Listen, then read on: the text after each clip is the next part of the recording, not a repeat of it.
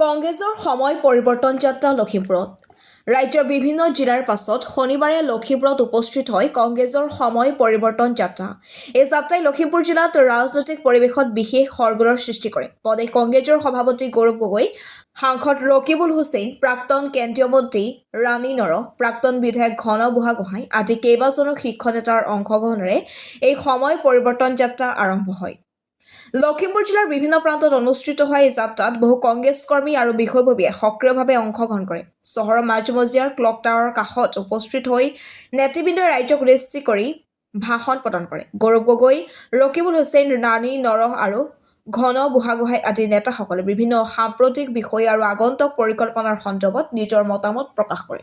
ইয়াৰ পাছতে নগৰৰ মাজেৰে এক সমদল উলিওৱা হয় আৰু পিছত যাত্ৰা লখিমপুৰ মেডিকেল কলেজ হাস্পতাললৈ ৰাওনা হয়। লখিমপুৰত অনুষ্ঠিত এই সময় পৰিৱৰ্তন যাত্ৰাই ৰাজনৈতিক ক্ষেত্ৰত নতুন বাৰ্তা প্ৰেৰণ কৰিছে বুলি মত প্ৰকাশ কৰিছে অংশগ্ৰহণকাৰীসকলে। এনে গুৰুত্বপূৰ্ণ ৰাজনৈতিক আৰু সামাজিক খবৰ পাবলৈ আমাৰ পেজটো লাইক, ফ'ল' আৰু শ্বেয়াৰ কৰিবলৈ নাপাহৰিব। আপোনাৰ মতামত কমেণ্টত অৱশ্যেই জনাব। देश से बड़ा मामी नहीं हो सकता। हिमंत विश्व शर्मा को लगता है कि वो कानून से ऊपर है। आने वाले दिन में असम के लोग उनको नीचे लेके आएंगे।